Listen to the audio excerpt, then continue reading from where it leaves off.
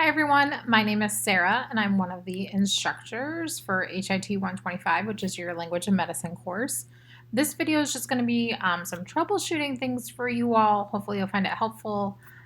If I'm not your instructor, it'll look pretty similar for you. So when you log into Blackboard, you want to make sure you're in your current term. So I'm making this video in spring of 2025, even though it feels pretty cold outside. And then you're going to click on whichever class you want to get to. So language and medicine, and again, it might look a little bit different for you. So when you go into your course, you should see a tab that says Start Here. And if you click this down arrow, you're going to see a lot of really helpful things like a welcome letter. If you've never taken an online class before, we do encourage you to do this web course preparation through Owens. This takes anywhere between a half hour and an hour and a half on average for students to complete. There's some FAQs, which are frequently asked questions. There's course objectives. Lots of links for student help like tutoring, the Writing Center, Disability Resource Center, and things like that. And then there's some other directions here for you. If you're an Apple user, Cengage can be a little wonky for you. I'm an Apple user myself.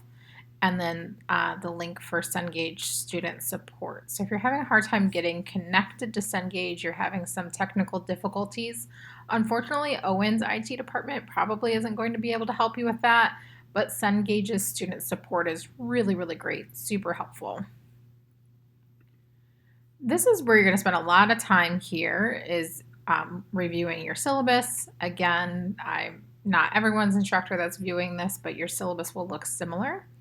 And then also the link to get to your textbook as well as all the activities that you need to do. You'll also see your discussion board grading rubric here. We have some discussion boards in this class.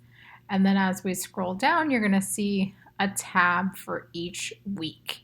And if you use this down arrow over here, it's going to link you to all of the things that you need to do. And I'm seeing that I have a broken link, so I'll have to fix that. So let's take a look at the syllabus really quickly. The syllabus is really a contract between you and your instructor telling you the things that you'll need to do in the course. So again, I'm not everyone's instructor, so make sure you're emailing your correct instructor. You'll need to email your instructor from your Owens email to their Owens email that's listed on your syllabus. It's really important that you use your Owens email and not a Gmail or anything different because those will all go to our spam folder and we won't get in touch with you the way that we need to. There's a book that you need for the course, but it actually comes with the class. So you don't have to go and purchase everything. There's an ebook that you'll have access to. It is an online class, so you're going to need access to the internet and a computer. And you can read through this as far as the course objectives and the student outcomes. A couple things of note are that there are activities you can do that are not worth a grade and others that are worth a grade. But the points that you earned in the MindTap or Cengage activities are going to automatically roll over to Blackboard. So it's all synced together. Here's what you need to do to get the grade that you want to get. So most of you are shooting for that A, and you'll need to get a 93% in the class. When you do discussion boards, remember that you need to respond to some peers as well. So if you're working ahead, don't forget to do that. So again, in MindTap, there's some things that will be graded and there's some things that are only for practice. Only your chapter exams and your final exams are timed. Everything else you have time to complete as much time as you need to.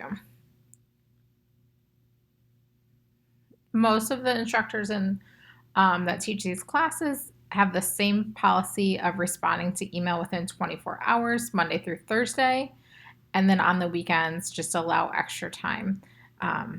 Much like you, we are trying to have a good work-life balance.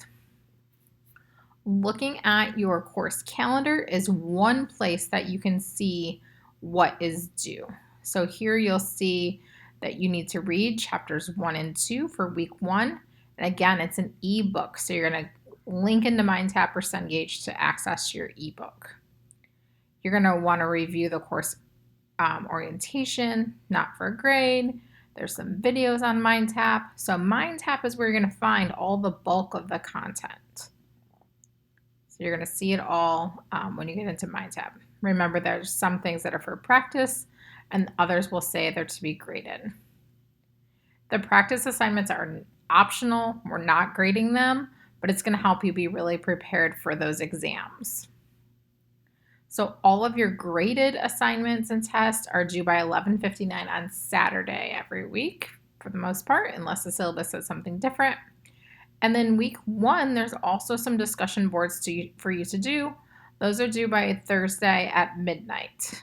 Okay, week 1 happens to have 2 discussion boards.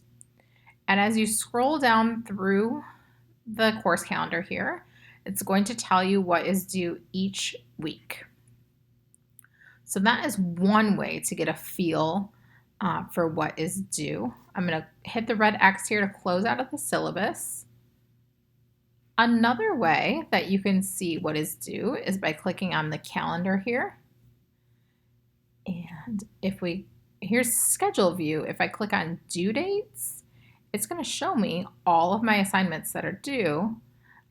So I can make sure that I'm getting all of those things done. So here you can see on Thursday, this little kind of chat bubble thing means a discussion board. And then Saturday, here's all those things that are due from MindTap. So you can make sure that you get them all done, okay? If you click on your grade book, you'll also see grades start to populate as you complete those activities. Now, the discussion boards have to be graded manually by your instructor, but the activities that you're doing on MindMap or Cengage will automatically just pull over and you'll see the grades for them here. So let's take a few minutes to look at MindMap. So again, right here, syllabus and link to MindTap. I keep saying MindMap, I'm sorry, MindTap. So we're going to click on this link. And the first time you click on this link, you may have to log in. Oh, it wants me to sign in today.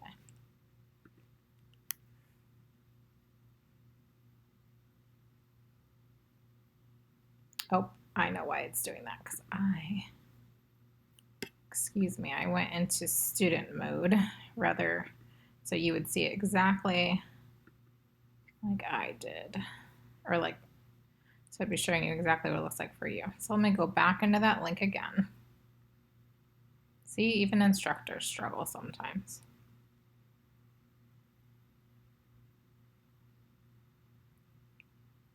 Alrighty. Here, this is the class average. You're going to see just your average. Over here on the left, you're going to see some getting started and course objectives. Course orientation, it was on your syllabus, so learn how to pronounce things, memorization strategies, and then here's all your week 1 work to be done. So as I click down on these arrows, you'll see that more activities pop up. And you'll see that this one here, check your understanding, that one says counts towards a grade, as opposed to this one down here, 1.1, image labeling, says it's just for practice. So again, make sure you're doing all those ones that count for a grade. So just simply click on these little carrots or down arrows to expand those sections to see what all you need to do. A few tools to point out to you over here. This little kind of tool chest, blue looking thing. There really shouldn't be anything in there. The next one, the yellow highlighter, is any notes that you take. So if you have an Evernote account, you can link the two together. This A to Z is a glossary. Glossary is just a fancy way of saying dictionary. So let's say I don't know what obesity means. So I clicked on the letter O. I can scroll through and find a word. and there's obesity. Curious, I'm an occupational therapy practitioner. Doesn't look like occupational therapy made the cut here. All right, this book, the blue book, that's where you're going to find your textbook. So you don't actually need to purchase anything. It's an ebook, which is found right here.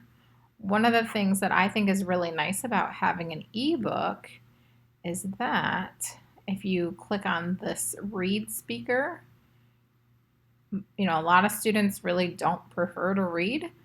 You can actually have the textbook read aloud to you, and you can choose, do you want it slow, medium, fast, or very fast? And you can also choose the voice that you want to use. So that's kind of a nice feature. If you don't love to read, you can have it read aloud to you. Study Hub will actually, you can create study guides, you can make notes and highlights, you can bookmark different things.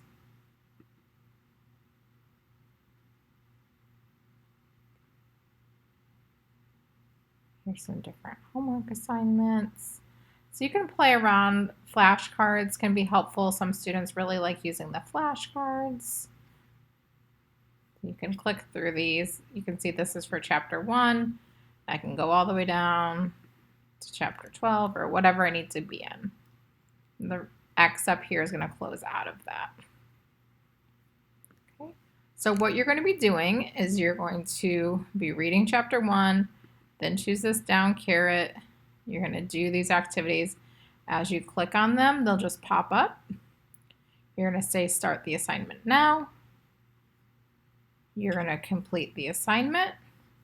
You can save it as you go, and then you'll submit for grading.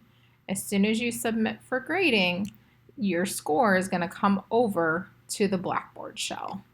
So we will see it over here, and it's not going to pop up for me right now, but it'll come over here into the grade book, depending on what grade you get. When you go to do your discussion boards, go back into student preview here so it's not showing everyone's work.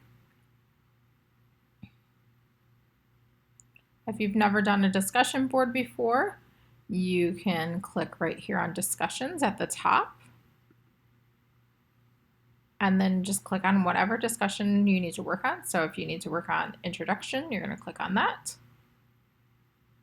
Here's the content of what I'm supposed to be writing, and then here's where I type my response. So I would write about my name and where I'm from, my major, etc., and then I would hit respond. I'm going to close that without saving. So remember, a few highlights here are that you need to pay attention to your syllabus to know what work you need to do. And the other place you can find what's due when is on this calendar tab here, and click on due dates. And that's going to populate everything for you for the rest of the semester. You're welcome to work ahead in this course. Just make sure that if you do your discussion boards, that you make sure you go back and respond to your peers. Remember that a lot of the work that you're doing, anything that's not a discussion board, is going to be found on this link to MindTap, okay? And that's where your textbook is, so you do not need to purchase a textbook. The only things that are timed are your quizzes and tests.